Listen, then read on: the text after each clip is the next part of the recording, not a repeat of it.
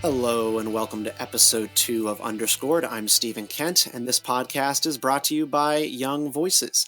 It's been a hell of a week in America, full of pain and angst and frustration, to say the least, all in the backdrop of the upcoming midterm election. First, we are going to talk about hate in America today. A gunman opened fire in a Pittsburgh synagogue last weekend, killing 11 Jewish Americans, just days after another white supremacist killed 2 African Americans in a Kentucky Kroger after failing to gain access to an all-black church in the area, where he then went to Kroger and killed those 2 people. Before that, and a little bit after, the MAGA bomber was captured in Florida. An unhinged supporter of the president mailed pipe bombs to a dozen or more Democratic politicians and operatives, including one that landed at CNN. That was originally addressed to a contributor to the network.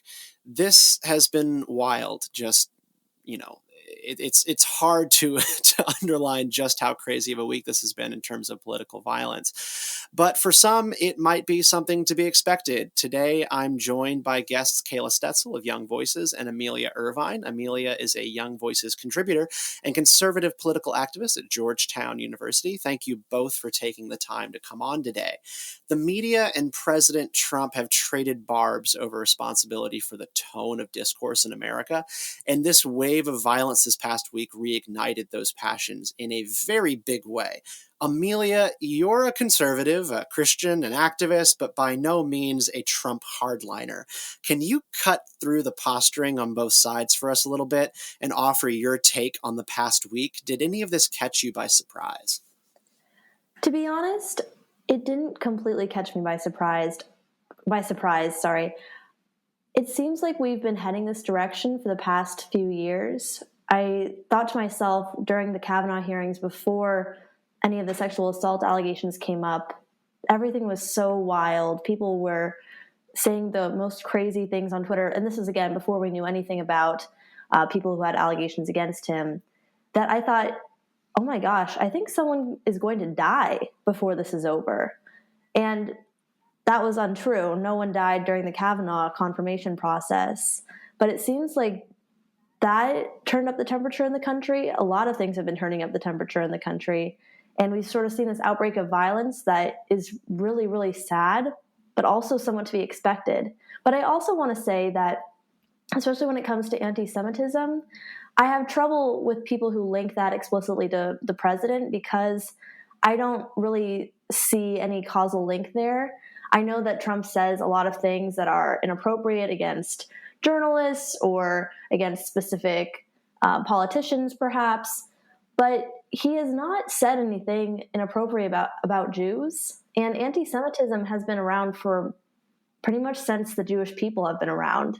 So I do have a problem with that. I agree that he's not explicitly anti-Semitic in his posture, but there sort of seems to be, I think, the word of the past couple of years has been dog whistles, the kind of things that he says and who he's winking and nodding at. He sort of leaves a lot of things up to the imagination. I think that that's one thing that is so off about what he talks about. The media has suddenly made an issue of the term globalist, which globalist, if you are in these fringe political circles, is a loaded and derisive term meant to talk about Jewish puppet masters of the world. But globalist has also been part of standard political science discourse, referring to the kind of broader, kind of big global type governments that have been developing since the Second World War, and they've sort of eliminated the ability to distinguish between those two camps in the way in which they refer to that word. Kayla, I want to get you in here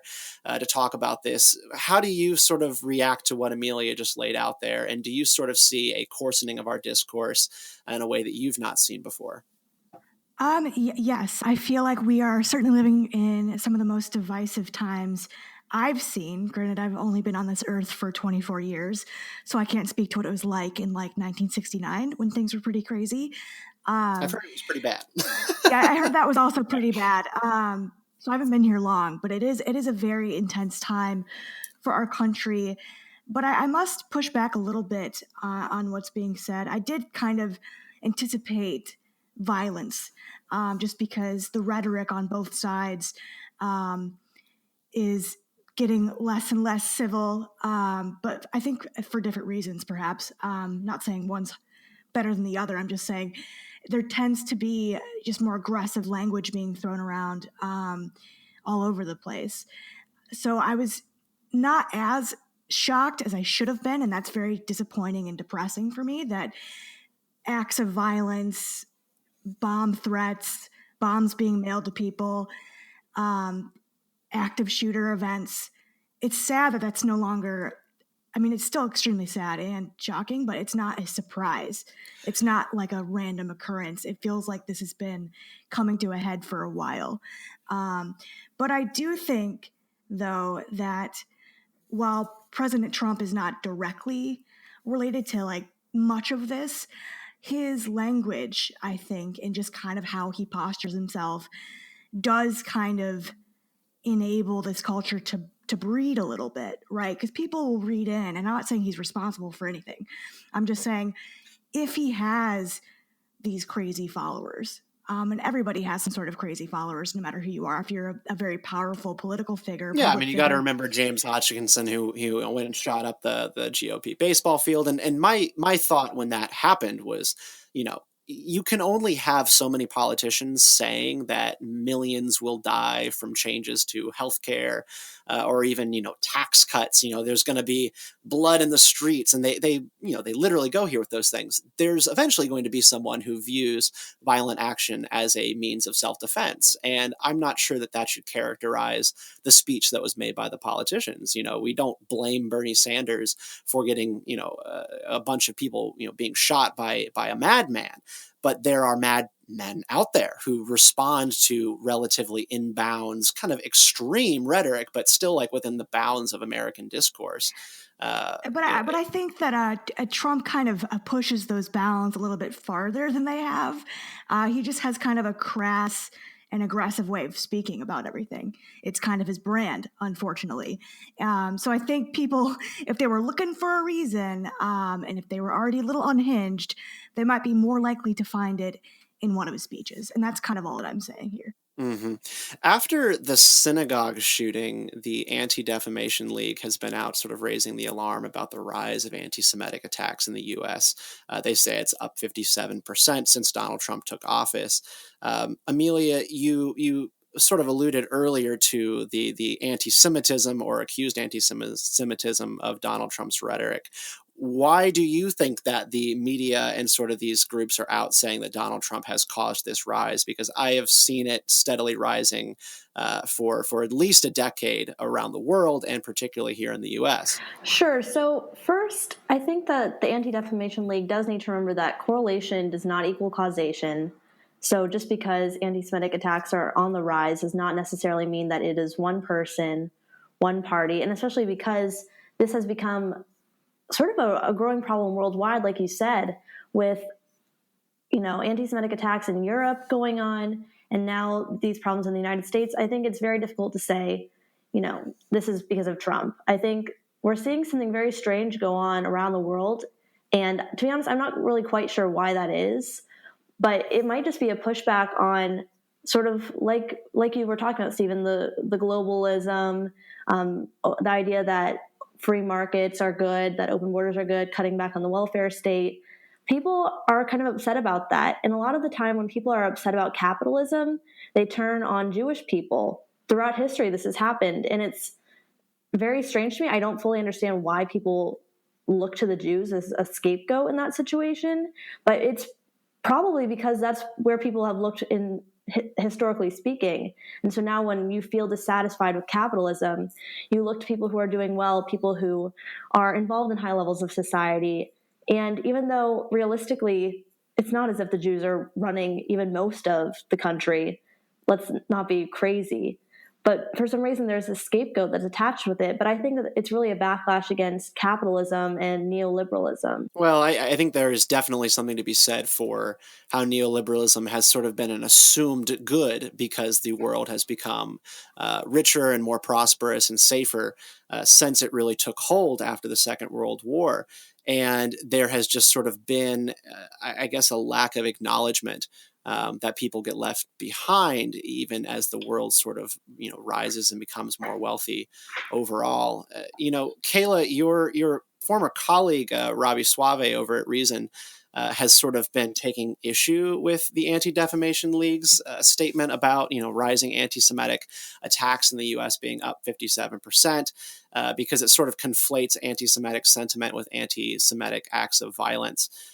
Do you think that there's anything to be said for, I guess, alarmism or maybe overreacting to the amount of hate and sort of prejudice that we have in the country today? Because I guess before this week, I did not personally look around the country and feel that there was a deep-seated anti-Semitism on the rise. You saw it softly on the left. You see it softly on the left when it comes to particularly issues surrounding Israel. And sometimes those lines get blurred between being, hostile towards Israel and hostile towards Jewish people altogether.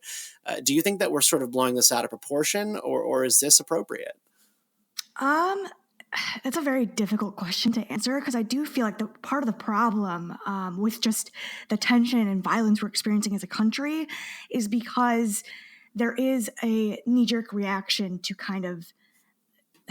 there is some kind of alarmist reaction, which kind of triggers further violence. They're seeking that reaction, and they push back even farther when it happens. Right. But I think people are very justified in their indignation and anger about this, because it is very upsetting. But to be fair, I did not recognize any growing anti-Semitism. Granted, I'm not Jewish, so perhaps I'm less affected by it. Maybe I don't see it as much. Maybe I don't experience as much. But I do think, and this is perhaps a little bit similar to what Amelia said, that there is a lot of anti-other rhetoric in politics, be it immigrants or, whoever. If people have things, you don't like them, right? If you're on the left, you don't like people who have a lot of things. You're against the bourgeoisie, perhaps, because there's kind of a rise of, communism's becoming sexy again for the young people. Or, on the right, the anti-immigration coalition is just kind of going a little bit bananas right now. And historically, the Jewish people have always been the scapegoats, the other, the people that you can kind of blame all your problems on. And I think just kind of the rise of rhetoric of you don't have anything because these people are coming in and taking all your stuff is just probably leading to more anti-Semitism. I haven't seen the rise personally. Perhaps it's not as bad as what people are suggesting, but it's not surprising to me with all this anti-other rhetoric happening that they are not, experiencing a little bit more hate, unfortunately. There's the million-dollar question. We've talked a little bit about Donald Trump and sort of the role that he plays in driving discourse and amplifying the anger that already exists within the folks who consist of his base. What role does the media have in setting the tone? I have sort of been skeptical for some time of this insistence by Trump that the media, which is just sort of this broad, net that he casts to encompass left-leaning media, the mainstream media, basically everybody that's not Fox and One America News, and says that they have a role for guiding discourse in this country and for turning things down a notch. But Fox kind of trounces all of them anyways in terms of viewership when you actually consider how many people consume all of that news versus Fox. It balances out. I mean, that's just sort of the fact. Right-wing media has more control and more eyeballs in this country than does their opposition. Does the media really need to turn things down, or is Trump just using them as an excuse for him to go where he already wants to go in terms of dialogue? So I see this is Trump at his best, and by best I mean worst. He knows exactly what he's doing here, right? He's being very on brand, totally leading the public where he wants to go, right? Because he is giving his base a reason to get really mad at the establishment, at the media. The media becomes a symbol for everything that his base doesn't like: the wealthy coastal elites, the liberals, and they always say it with like a weird slur too, which I think is kind of funny, sad, but whatever. And they become this symbol for everything they hate, and then it just kind of feeds the polarization of the right and left. Meanwhile, the left media sees his rhetoric, gets enraged, perhaps rightly so, by what he's saying, and they push back twice as hard. And then they end up kind of looking a little bit crazy, right? Because they're upset by what Trump's saying. They're calling him out on it. They're upset with his rhetoric. So they almost kind of play into what he wants them to become by responding in the way that they do.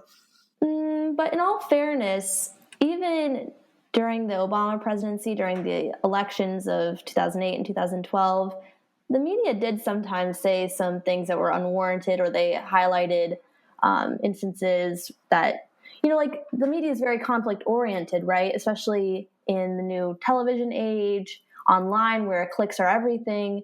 The media has an incentive to really hype up people who are crazy, to push forward people who are saying the most extreme things, to focus on the conflicts, to focus on everything that's going wrong, because that's how they can get the most eyeballs. That's how they can get the most clicks.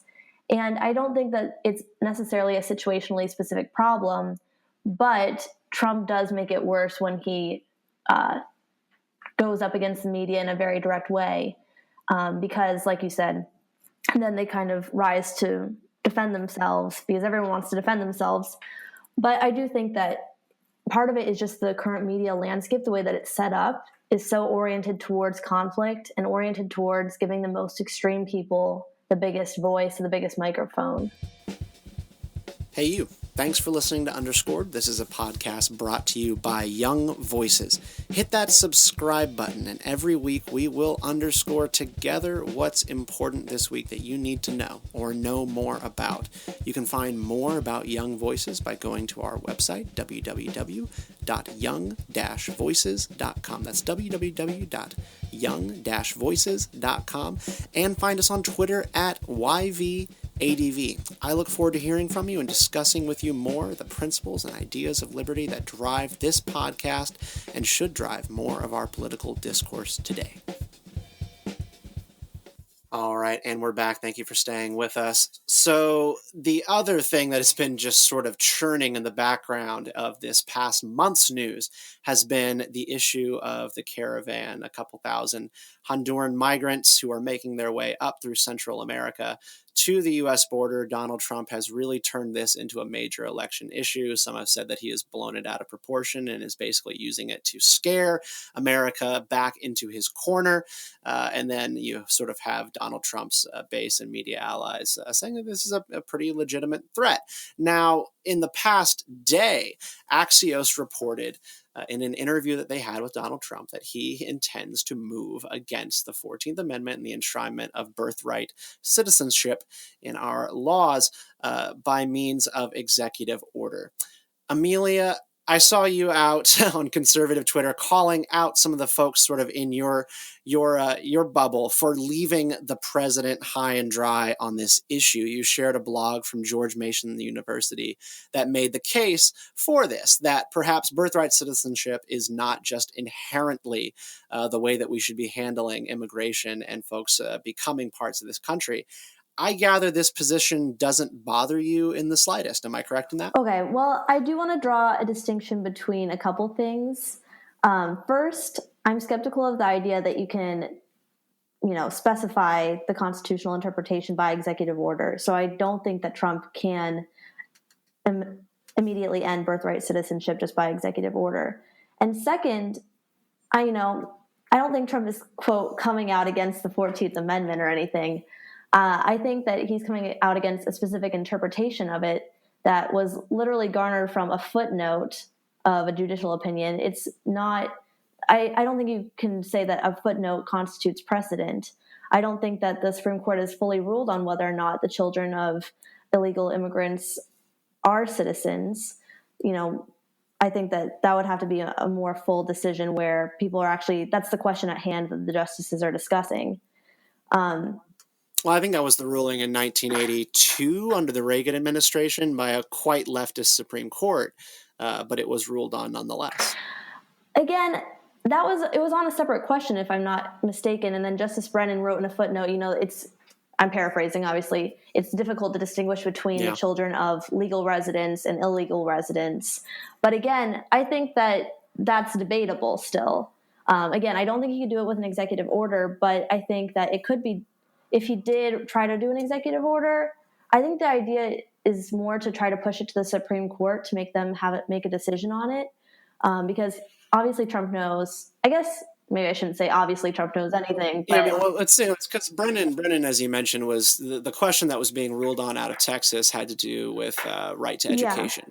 And, I think that there's some pretty fair pushback to be made there where he had argued that it's hard to distinguish who is a non-citizen, who's a citizen. And I think that's kind of nonsense. We have plenty of mechanisms and ways in which we already do that for other areas of policy.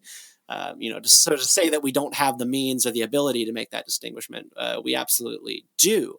Kayla, where do you land on this question of Trump versus birthright citizenship? There's the long-running libertarian position is nothing if not muddled. I think it's ridiculous. Well, I mean, I'm very pro birthright citizenship, so I think Trump's behavior and rhetoric is ridiculous.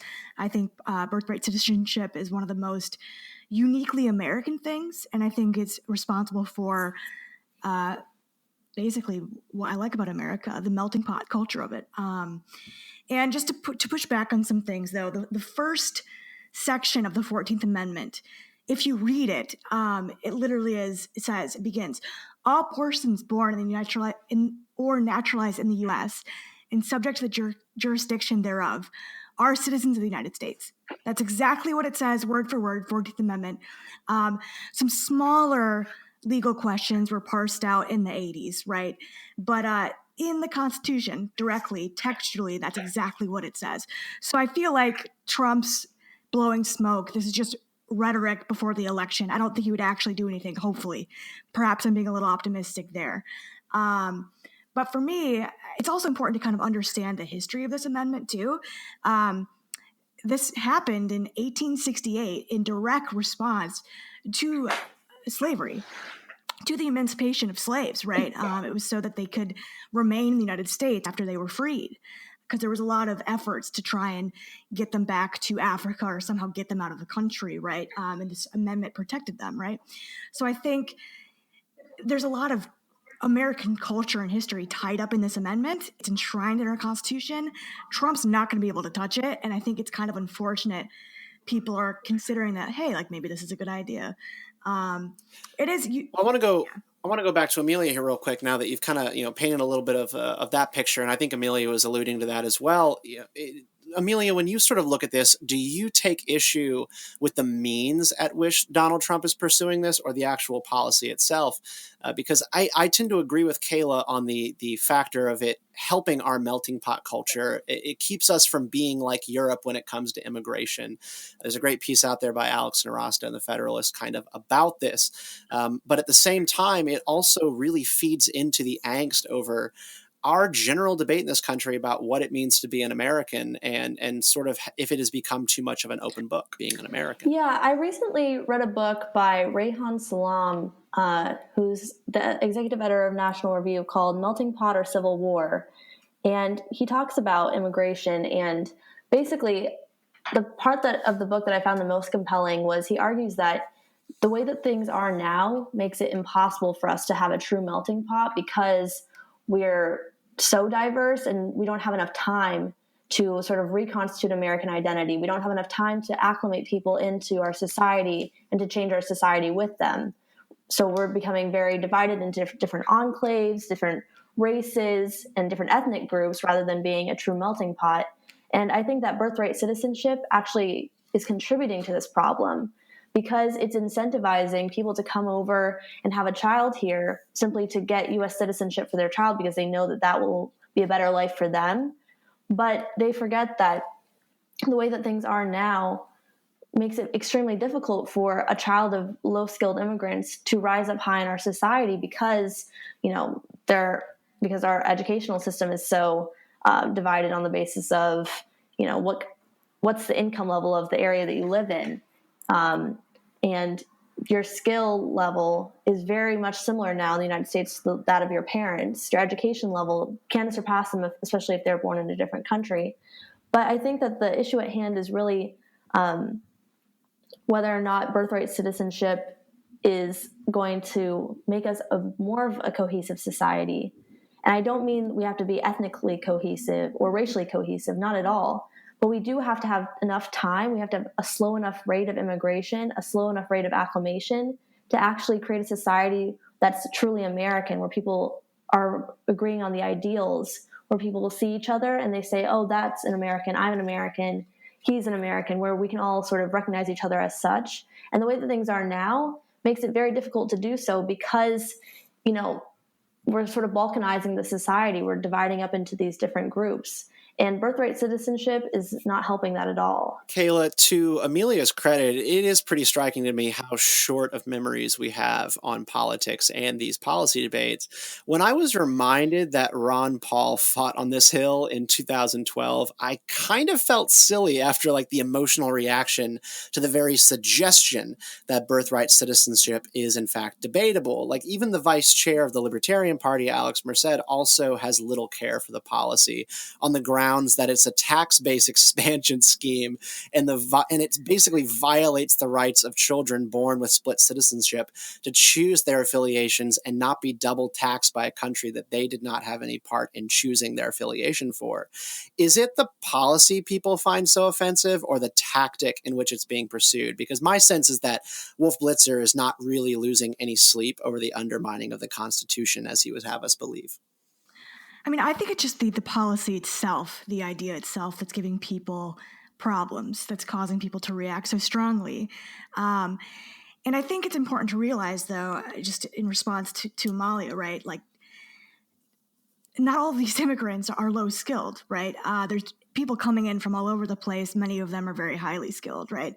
One of my coworkers is British and has worked here pretty much for most of her life, and both of her children were born here, and they're in school. But if this were to ever happen, actually go through and pass, which it won't, both of her children would not have citizenship. People come from all over, right? So the idea that they're low skilled and they might not be able to acclimate, not necessarily true. And I also think I feel like the fact that we don't have a direct identity as Americans, is kind of a positive thing. I mean, there are some small things that, make Americans Americans, right? But I think for a very long time, there's not a direct label for Americans because we have been a melting pot for so long. So I would just like to ask, how would you define an American if we could have a longer acclimation process? What would that look like? Because I'm just confused by that personally.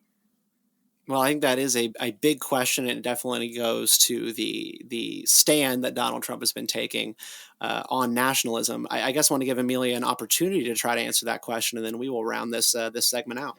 Well, again, I think that being an American means that you believe in our country's founding our ideals, the idea of Republican democracy, the idea that we should all have a say in the future that we build, and we believe in these ideals of freedom and equality of opportunity.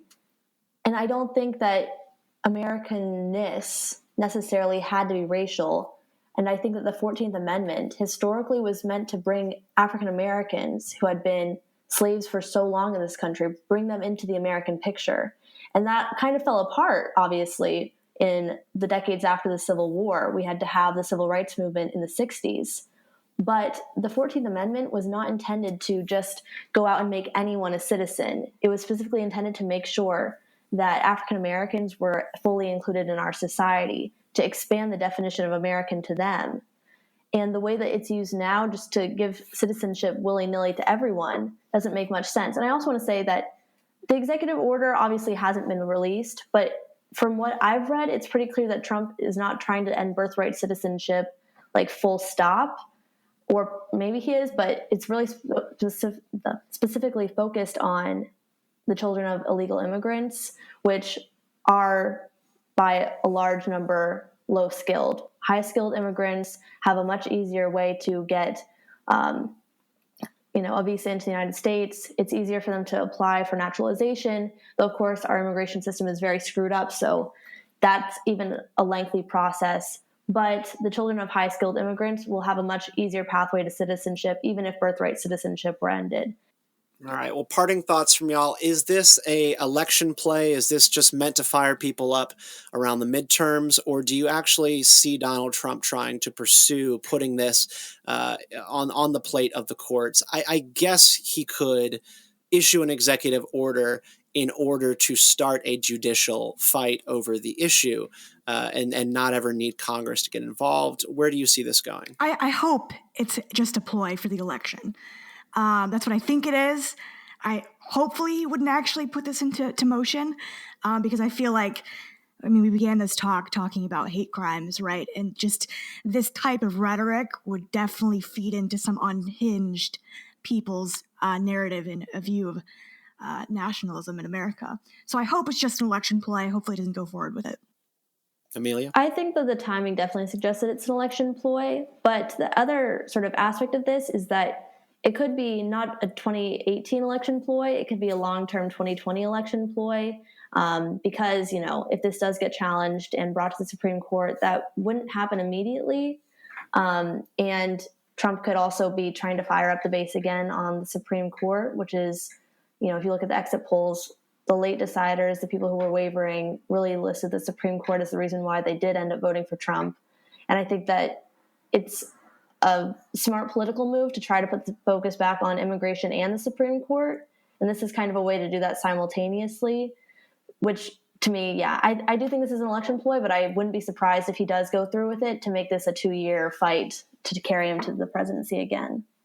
Yeah. Amelia, I tend to agree with you on that. I don't see Donald Trump letting this issue go, and it will particularly be something worth for him running on in 2020.